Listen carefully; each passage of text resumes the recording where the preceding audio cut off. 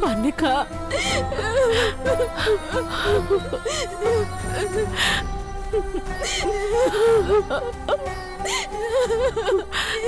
పర్ణి,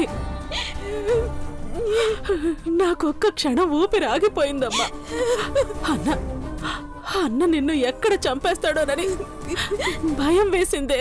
చంపేస్తే హాయిగా ఒక్క రోజుతో బాధలు పోతాయమ్మా. ఇలా క్షణ క్షణం చేస్తూ బతకడం కంటే అదే మేలు. పర్ణిక, పిచ్చి పిచ్చిగా మాట్లాడకే. నేను చెప్పేది నిజమమ్మా. ఇంతకు ముందు ఎప్పుడు ఇంత పెయిన్ రాలేదు. అస్సలు భరించలేకపోతున్నానమ్మా.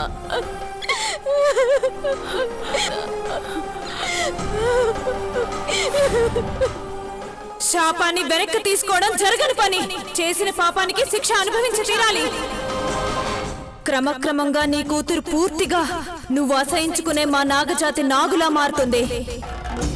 విపరీతమైన ఆకలి, ప్రాణాలు యముడు పాశంతో లాగుతున్నట్టు. దీనికంటే మరణమే శరణం అనుకునేలా ఉండబోతోంది. పర్ణిక, అంటే నాగకన్య చెప్పినట్టు ముందు ముందు ఇంకా ఎక్కువ అవస్థలు వస్తాయా? తిన గంటల్లో బతుకుతావని చెప్పింది. అంటే ఇదేనా అమ్మా?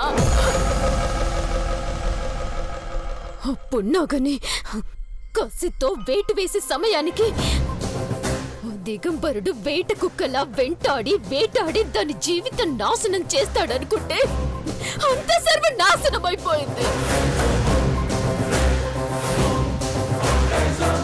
అమ్మా, ఇదిగో ఒక్క క్షణం బావ నా నుండి దూరం అవుతాడని తలుచుకుంటే ఇదిగో మెలి తిప్పినట్టు అవుతుందమ్మా.